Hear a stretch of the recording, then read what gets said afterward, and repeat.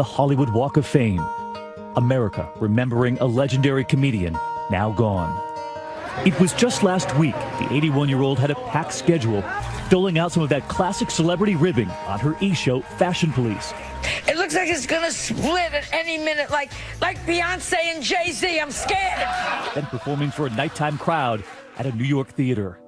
It was the very next day Rivers was undergoing a routine procedure on her vocal cords at a medical clinic when something went horribly wrong. She went into cardiac arrest.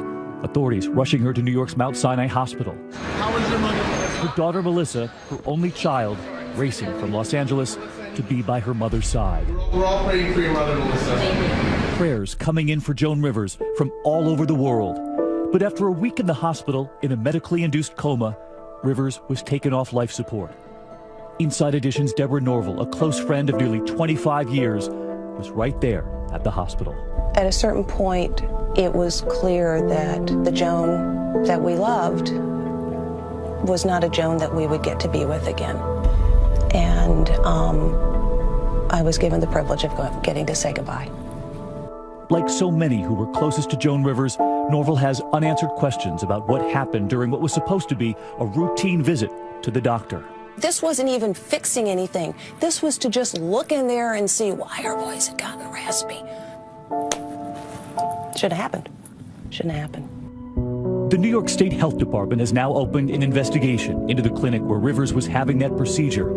Tonight, a source telling ABC News right now there is no suspicion of wrongdoing. I personally am really grateful to the Health Department of New York for launching an investigation and asking these questions so that there will be answers and so that Joan's family is not in the position of having to wonder or having to drive the process. And tonight, that clinic saying they can't talk about the case because of privacy laws, offering this statement that the clinic would proactively cooperate with any governmental review. Within moments of that headline that Joan Rivers was gone, a tidal wave of kind words, tweets pouring in from heartbroken fans and the comedians who came after Joan, including Ellen DeGeneres, who said, "Joan Rivers will always be a pioneer. She paved the way for a lot of comedians. I'm very sad she's gone." Tonight here we focus on her life, one filled with pioneering triumph and personal tragedy, all of it fueling her humor. My wedding night should bring along something black and sexy. I took Diana Ross. I don't know. It was just a few years ago we went to find her, down those stairs at a New York comedy club. Hey, Joan. Yes. Are we bugging you? A career that began nearly 50 years ago when she burst onto the Ed Sullivan Show. Here is little Joan Rivers. Weren't you pregnant on Ed Sullivan? Pregnant and you weren't allowed to say it. Soon we're going to hear the pitter-patter of little feet. And that was breaking ground. That was breaking ground to say pitter-patter of little feet. May I say, Mr. Sullivan, I'm delighted to be here. Hers was a trailblazing journey. On that day, she was also being chronicled by a documentary crew. And there was Joan, joking about her own mortality. They're praying that I'll die during this filming. Wouldn't that be great? Wouldn't that be amazing? They got the last year of Joan Rivers. They would give them such a hook. People would watch. People would watch. That's sick. We were there. I know, but still, sick but very commercial. You'd watch. I'd watch. If only she knew the attention, the outpouring of love she would one day receive. And just listen to what she told me backstage. No matter how big you get, don't forget you always walk through the kitchen. We followed her up those stairs for a show. Behind the door, a packed crowd, half her age. Joan's humor never got old. This is where my career has come to. All my other friends are getting Kennedy honors. I'm sitting on a stool that's coming apart. Okay. She also invited us into her sprawling New York City apartment. Photographs, memories everywhere. She took me back to her first days on The Tonight Show, her first big break. A man doesn't want to come home after a hard day at the office and find some wild-looking, sexy wife lying on a carpet saying, "Hiya, Tiger." Yes, he does. He does. Right smack then and there. Changed my life. Weren't you the first and only permanent host? I was the first permanent guest host, man, woman, or child, yeah. And only. And that gig with Johnny Carson would one day lead to an offer to do her own late-night show on another network. And as soon as I got the Fox show, I called Johnny and said, "Johnny, I've got it." And he hung up on me. Never spoke to me again. Her show lasted just 7 months. It was over, and so was her friendship with Carson. And as Joan struggled publicly, her husband was struggling privately. He killed himself in 1987. For years, she would use humor to mask the pain of losing him. My husband left me all the money on the condition I had to visit him every single day. So I had him cremated and sprinkled in Neiman Marcus, and now sometimes I visit him twice a day. You never saw him so much. Never saw him so much. Weekends, holidays, I'm banging on the door. Humor comes with great pain and great anger is really where it comes from. And with my husband, I had both barrels. I'm still furious with him. Son of a They say to me, oh, you'll go to heaven, you'll meet Edgar. I'll kill him. After the death of her husband, Joan, a single mother, was completely alone. Hello? And then a call came. A daytime talk show was in the works, and other stars had turned it down. She would soon turn her enormous pain into enormous success, the first of many professional reinventions that Joan would undergo. That year, she was at the Emmys up against Oprah and Donahue. And the winner is, I'm shaking, Joan Rivers. 2 years ago, I couldn't get a job in this business. I could not get a job. It's so sad that he's not here because it was my husband, Edgar Rosenberg, who always said, you can turn things around. A decade later, she was back again, being discovered by a new generation of fans, this time on the red carpet with her daughter, asking and saying anything. Can we see the ring? Sure. Oh, you are a fool. It should be 4 times this size. You should be ashamed of yourself. I know. People have such enormous respect for you, and they have watched you kind of reinvent yourself along the way. Over and over and over. And there's enormous respect. I think because we're in a business where we don't know where our next job is coming from. You have to constantly reinvent. Also, I'm very shallow, and I'm a true whore. I like to try everything. She talked openly about her many plastic surgeries in the OR long before many, and she told me how she explained it in the beginning. Her daughter, still a baby. Of course, my eyes were black and blue, so I was carrying Melissa, and no one did their eyes in those days. So people would say to me, what happened to you? And I'd say, the baby punched me in the eyes. And they bought it. People were so stupid in those days. Poor Melissa. Poor Melissa. Kids go, kid hit me in the eyes. And as we would all learn, behind all of that humor, her humility. I'm proud of nothing, my darling. I am swimming upstream. I think the key through life is if you don't laugh at yourself, you're an ass. You're a fool. And anyone that doesn't laugh at themselves, they are so out of my book. And tonight, her daughter Melissa reminding the world of that same message, offering this statement. My mother's greatest joy in life was to make people laugh. Although that is difficult to do right now, I know her final wish would be that we return to laughing soon. And as we would discover in her memoirs, Rivers herself knew exactly what she wanted when she died. I want my funeral to be a huge showbiz affair with lights and cameras and action. I want craft services, I want paparazzi, I want publicists making a scene. I want it to be Hollywood all the way. Don't give me some rabbi rambling on. I want Meryl Streep crying in 5 different accents. I want to look gorgeous, better dead than I do alive. I want to be buried in a Valentino gown. I want Harry Winston to make me a toe tag. Dang, she would love every bit of this publicity. Joan was the first 15 minutes on all the morning programs today. Joan would love this. When we come back, Barbara Walters and Joan Rivers. 25 years of friendship and truth-telling about the career that almost didn't happen. I was fired from the job every night. Owner would come back and say, you're gone. Next on 2020.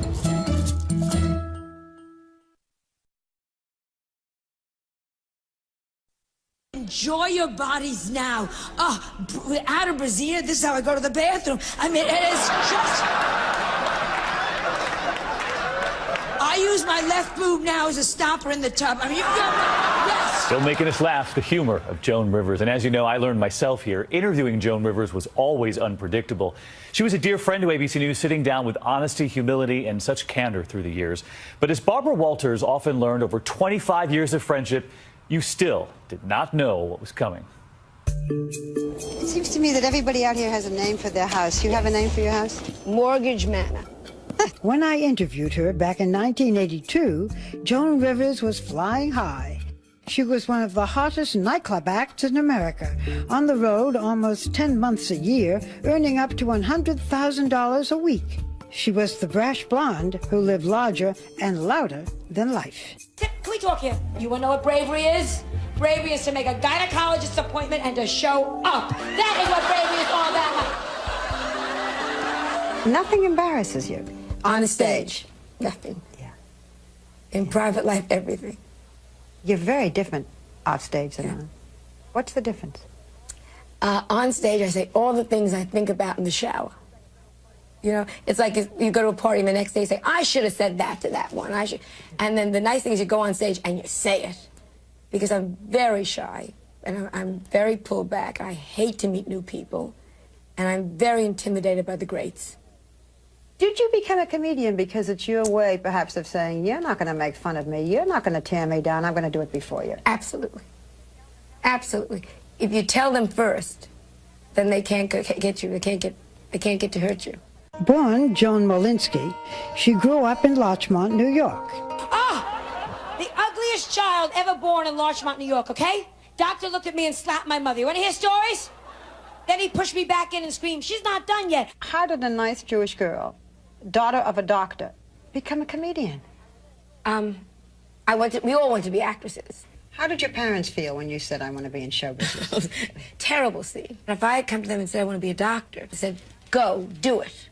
If I had said, I want to be a rocket scientist, they would have said, isn't that nice? I said, I want to be an actress, and my father, whenever a prostitute came to his office, they would say, I'm an actress. You know what I mean? So when I said I'm an actress, I want to be an actress, my father said, she wants to be a prostitute. So they threw me out, they just couldn't take it. They tossed me out of the house. A Phi Beta Kappa graduate of Barnard College, Joan started her career calling herself Pepper January, comedy with spice. I was singing in strip joints, I'm in love with Mr. Clean. I was doing singing, you know. And they would just go crazy, you know, take it off. And then if I had, it would have been worse. Those early years were lean and hungry days. No stage was too humble for a woman who was cracking the glass ceiling of an all-white male comedy club. What was it like? Oh, Barbara, the worst. It was awful, it was horrendous. And I was fired from the job every night. I would do these shows, one show, and the owner would come back and say, you're gone. Were you that bad? I was performing, and over the loudspeaker, the owner said, get her out of here. It was awful. And because of that, I was fired so often that not to this day, up to about 3 years ago, I would leave nothing in the dressing room. I was so superstitious. Because the worst part is to come back the next day when you've been fired and have to pick up all your makeup and explain to all the cleaning people. We now know those years of trawling the seedy nightclub circuit finally paid off. February 17th. I think it meant to be. Exactly. I knew you did. Just a moment did you walk out on the stage. And I had been kicking around in the business for 6 years before that. And told 3 weeks before my agent, you're too old and you're not funny. And I went on the Carson show as a girl writer. I had been brought to the Carson show 7 times. I had auditioned for them 7 times. And got turned down. 7 times turned down. And I was in the village and starving, and it was a horrendous period for me, terribly down, terribly depressed. And I went on the Carson show, and that night, I get very emotional. He said, you're going to be a star. Look at this, I start to go, I can't even talk about it. And that changed my life. I'm so grateful to him. I tell him all these years later, I still thank him. He changed my whole life. He turned around and said, you're all wrong, she is funny. What did you do that night? I couldn't believe it. See, I'm crying now. I couldn't believe it. He said, you're going to be a star. And I looked next to me. Who was he talking to? And my agent said, from now on, he said, I guarantee you'll make at least $150 a week for the rest of your life. Wow. And I said, but I said that time, wow, because I was getting $6 a night at that point. I interviewed Joan before that bitter break with Johnny Carson. Here's Joan Rivers.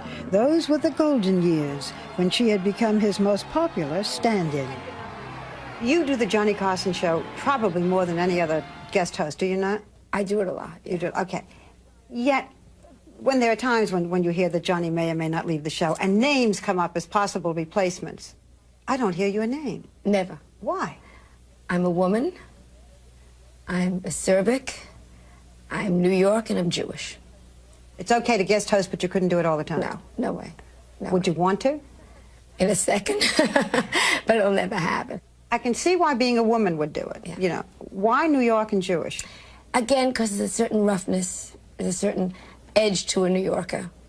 And anybody that has a little zap to them turns a lot of people off. And you want to go, I'm just here to make you laugh. Yeah. It's all a joke, folks. You know.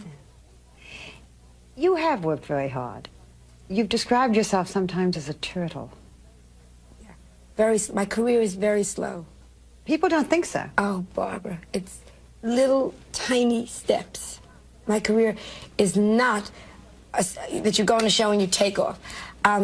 It's been from the beginning, inching up, inching, and it's still that way. For more years than I can remember, Joan and I shared laughter and friendship, both offstage and on. Her Majesty, Joan Rivers. And no more Botox. No more Botox. Oh, Betty White's bowels move more than my face. I mean, that's it. It's like, John, there's enough here to be a skin donor. She often joked with me about being the queen of plastic surgery.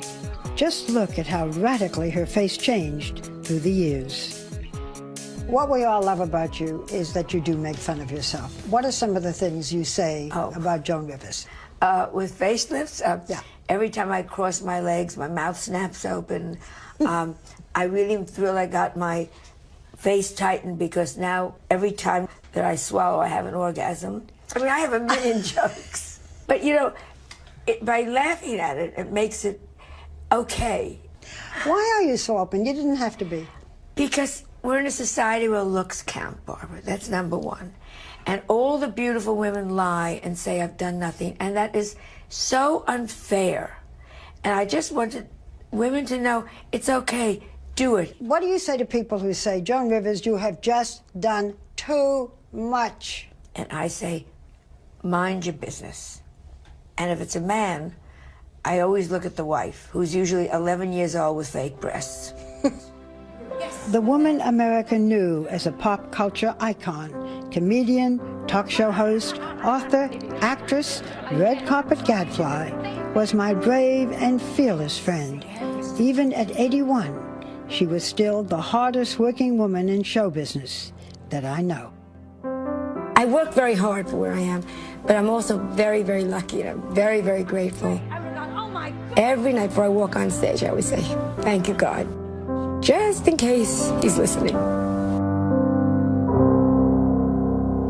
When we come back, Joan Rivers on figuring out the chemistry of comedy and how she passed on its DNA to the next generation.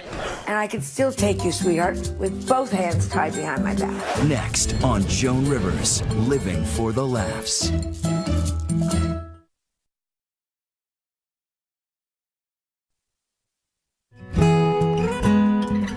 Joan Rivers, a comedy legend, continues. Here now, Chris Connolly. She would not go gentle into any good night. Joan, look this way, sweetie. Some of her later years saw Joan Rivers trying to pick public fights, as she did on David Letterman's Late Show with the singer Adele. Oh, yeah, lovely woman. Oh, yeah. No, she's thin. Can we just talk to each other here? Yet this past July, she would walk off a CNN set when interviewer Frederica Whitfield characterized Rivers' critiques as mean. You sell out on stage, even with your fashion critiquing. While it's very mean in some ways, people can't wait to hear what you have to say. Really? It's not mean? Stop it with, and you do this, and you're mean, and you're that. You are not the one to interview a person who does humor. Sorry. Are we serious? Joan Rivers was serious about her professional prerogatives. For her, being a comic gave her the right to ridicule, like her friend Don Rickles. And just as Bob Hope did before her, Rivers kept a career's worth of gags readily accessible on 3x5 index cards, filed by topic in her home office, as the 2010 documentary Joan Rivers, A Piece of Work revealed. Joan was always writing notes, always keeping little scraps of paper in her purse with her jokes, and then it would go into the file cabinet. Why should a woman cook? So her husband can say, my wife makes a delicious cake to some hooker? And you wonder why I'm still working at this age. Through more than 50 years of stand-up, Rivers was a kind of alchemist who began by spinning threads from her own life into comic gold, as she did on The Carol Burnett Show. I'm from Brooklyn, but I haven't been back there for a long time. When I left as a little ugly, flat-chested little girl, and here I am, voila, today. An ugly, flat-chested little woman. In 1967, on one of her career-establishing appearances on The Ed Sullivan Show, a 31-year-old Joan came off anything but aggressive, looking shiny as a penny and sounding like she wouldn't hurt a flea. A girl, you're 30 years old, you're not married, you're an old maid. A man, he's 90 years old, he's not married, he's a catch. It's a whole different thing. At her peak in 1986, on The Tonight Show with Johnny Carson, a revved-up Joan was out on the edge. Oh, grow up! Just starting to take down the famous. Christy Brinkley's a living testament. She's what? You never can look at me and do these, can you? Tell me about her a little bit. She's a living testament. Living testament to? That what? Christy Brinkley's a living testament that? Peroxide causes brain damage. While she gleefully pushed the pre-cable envelope on relationships with unsentimental smarts and the candor of a cab driver. Don't you think men really like intelligence more when it comes right down to it? Ah, please. No Caring man person. has ever put his hand up a woman's dress looking for a library card. By the 21st century, she was suns out, guns out on the red carpet, teeing off on award show celebrities with their fashion foibles. It's the first I've ever seen a woman with a case of blue balls. I mean, it's just like... Ouch? Yet for Rivers, it wasn't about being mean. It was about being funny. She really believed that by insulting someone or taking them to task, she was actually doing them a favor. She actually believed that it was a kind of great compliment, that it meant they were relevant. She did not see her insults as being terribly insulting. Her unabashed willingness to go there would empower everyone from Kathy Griffin to Wanda Sykes. I tried waxing for the first time, yeah. I smacked the shit out of her. Her fearlessness, shining in the work of such super smart comic superstars as Tina Fey, like Rivers, a Second City alum, and Amy Poehler, here at the 2013 Golden Globes. I haven't really been following the controversy over Zero Dark 30, but when it comes to torture, I trust the lady who spent 3 years married to James Cameron. Influenced herself by Phyllis Diller, Rivers weaponized day-to-day domestic front comic riffs into something like social criticism of the rituals of suburban life in New York's Westchester County. I'm from a little town called Larchmont, where if you're not married, if you're a girl, and you're over 21, you're better off dead. It's that simple, you know? A new generation would give Rivers her propers, as Sarah Silverman did on the web series In Bed with Joan. Women run comedy. It's all Tina Fey and Whitney Cummings and Joan Rivers and all those hacks. That's enough. In an old-school showbiz world, dominated by men who flaunted their privilege, Rivers fought for opportunities, battling to be paid what she was worth, hosting her own shows without compromising her viewpoint or her sass. I don't know if any of you saw in the paper, we have been banned in Boston, which I think is wonderful. WXNE, so pick a finger, WXNE. From stand-up to internet snark, if you seek Joan Rivers' influence, just look around and laugh, even if this comedy matriarch never wanted to be seen as a pioneer or a trailblazer. I don't like when the ladies come up and say, oh, you broke barriers for women. You're gonna go, I'm still breaking barriers. That's starting with it. And I can still take you, sweetheart, with both hands tied behind my back. Next, how Joan turned family life into the family business, dealing with the tragedy of her husband's suicide. I'm still furious with him. Son of a, you checked out? Go yourself. and duking it out with Melissa in a movie about themselves, playing themselves. Are you angry about something? I'm angry about a lot of things, okay? Okay. We'll be right back.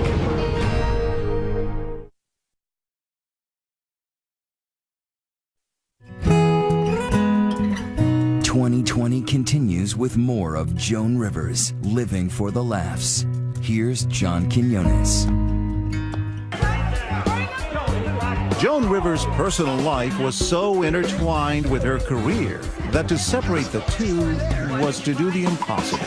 Mom, you look amazing. Melissa, I saw what's going on under my chin. I don't want to be the one the president has to pardon on Thanksgiving. Much of the time, if she wasn't on stage doing stand-up, she was with her 46-year-old daughter, who was often part of her work. Reality TV, competition shows, red carpets, all woven into Joan's personal life. I think people really, really responded to the relationship between the two of them, and they were very codependent on each other. They did all the things that probably mothers and daughters are not supposed to do, but they loved each other so much. She was the ultimate Jewish mother, always looking after her family. Where are you going? Meetings. Like that? Yeah. You know my rule. We're in New York. Before you leave the house, you look in the mirror and you put one more thing on. Mom, I'm going to a meeting, not Studio 54. And that family included her 13-year-old grandson, Cooper. You're so cute. Everyone knows how cute you are. Enjoy that? The family business started in 1965 when the struggling comedian met a producer named Edgar Rosenberg. Joan rarely talked about her husband as seriously as she did in this 2010 documentary. I met him and I married him 4 days later. We worked on projects together, so it was a family business. I bought the book, The Joy of Sex, okay? And I got, did you read that, chapter 11, where you wrap yourself up totally in saran wrap? And I laid, oh yeah, great. And I laid down the dining room table. My husband came home, he said, leftovers again. Publicly, she was tough and brazen. But when it came to her husband, who managed her private life, she was protective, calling him her Rock of Gibraltar, as she told Barbara Walters in 1982. Does Edgar ever mind you making all these jokes about him? I mean, you make terrible jokes of... Not one joke about Edgar. Stop and think. No, they're all about, yeah. All about me. Yeah. I have never made a joke about my husband. People think I do, and he's such a gentleman. Do some of them so we see what... My wedding night, Edgar said, let me help you with the buttons. I said, I'm naked. Okay, that's a joke about my body, not about my husband.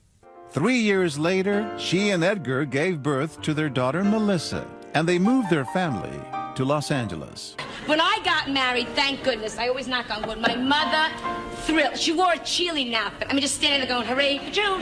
In spite of her tireless work as a stand-up, Joan tried to be home every night, as Melissa explained in the documentary. Everyone's like, oh, what was it like living with a legend? Which is why I always say to people, it's like you don't realize how in these very extraordinary, abnormal circumstances, what a normal world my parents created.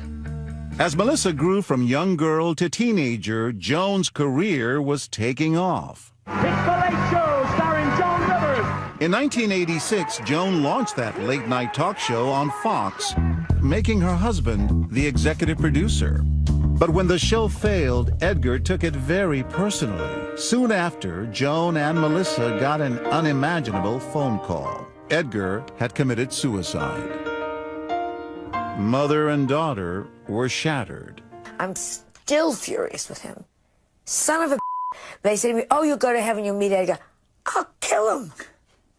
You left me with no money, a child that was destroyed, no career, and you checked out?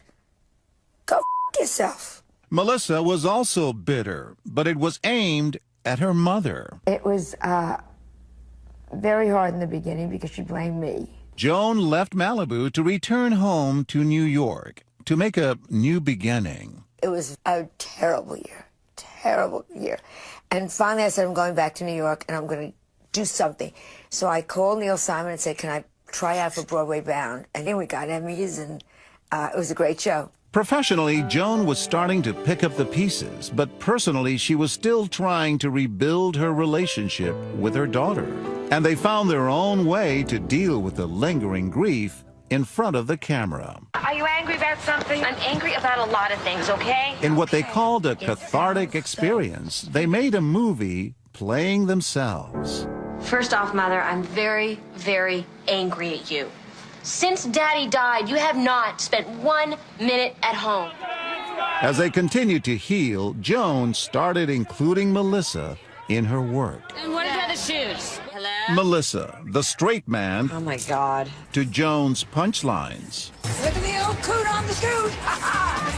I've had enough of this silliness. They even moved into the same house, showcasing their lives in a reality TV series. A little dribble. Why is your dog in my house? You know I always travel with Lola. She's the Gail to my Oprah.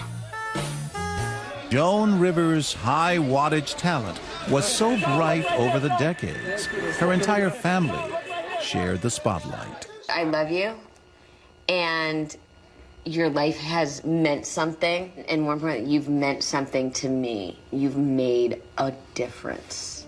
I hope as you get older you will get your face done. I knew that's where he was going. I knew it. I knew exactly that was going to be the joke. Next, the business of being Joan. It wasn't just funny business. Hello, can we go and say hello? The Joan you haven't seen before. Thanks. Thank you. Next on Joan Rivers, Living for the Laughs.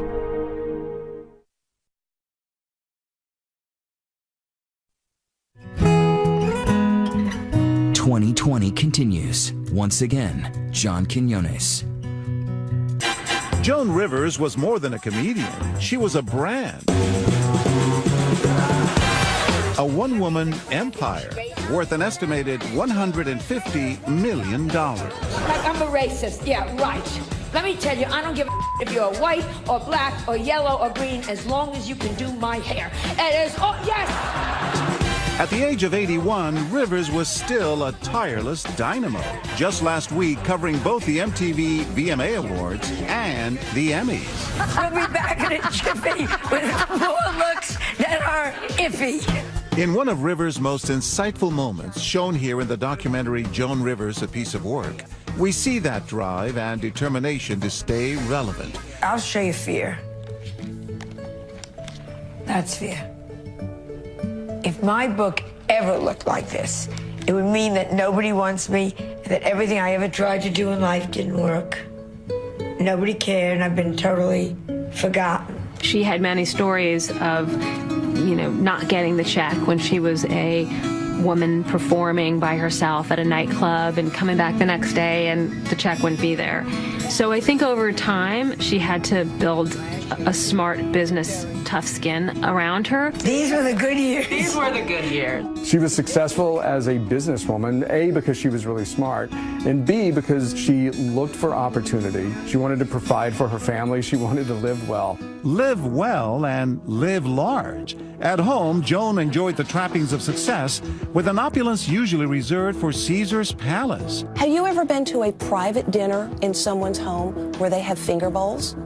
At Joan's house, you get finger bowls. She lived beautifully. She lived elegantly. This business, you have to work hard. We can do anything in this country, but you've got to work for it. Just this summer, she released her 12th book, Diary of a Mad Diva, a top 10 New York Times bestseller. She was a Broadway regular and recorded several well-received records, one of which was nominated for a Grammy. I'll go anywhere. I'll get on any plane to do the business. Any part of the business. The writing, the directing, the acting, the stand-up. I just love the business. Joan Rivers was a great brand. Her business brand extended to cosmetics, fashion, and even a jewelry accessories line that generated $4.5 million in sales annually. It quickly became a favorite on QVC. Love you, mean it. It all came from that instinct that she felt like she was one of our customers. She felt like she knew what that customer wanted and cared about, and she could bring that customer a little joy and a little inspiration. Behind that public persona and brash comedy a softer side of Rivers, bringing smiles to others in an entirely different way. She was so incredibly generous, you know, with her money. There's a moment in the film where she's writing checks. I mean, stacks of checks. I was a small industry. Most people that work with me, if they have children, I send the children to private schools. Joan competed for God's Love on Celebrity Apprentice in 2009. She ended up winning, and with it, more than $500,000 for her beloved charity. She saved us in some ways during the worst of the recession. The amount of money, number one, that she raised for us, really, we call her an angel. God's Love We Deliver. They provide meals and support to those with life-altering illnesses.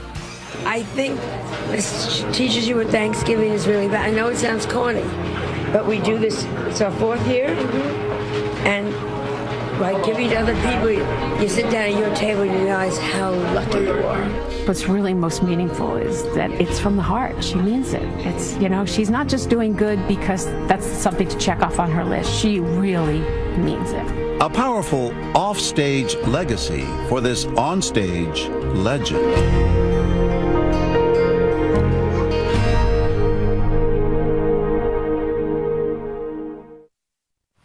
Joan Rivers remembered right here tonight, living for the laughs. And we're going to leave you now with more of Joan, who once said, "I succeed by saying what everyone else is thinking." And we're thinking we're going to miss her.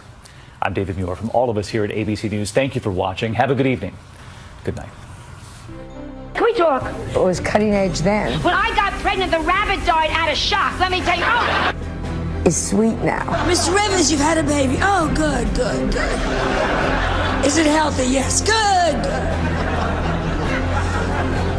Is it white? Yes. Good. Should be taking something that is so painful that we can barely look at it and making it palatable and making it funny. Hey, Mom. Her way of coping through everything is comedy. I look like it with the porno awards. You could say anything now.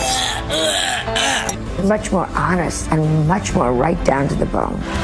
This is the face of comedy, but I am proud to say, just like our flag, in its lifetime, this face also has had 50 stars on it.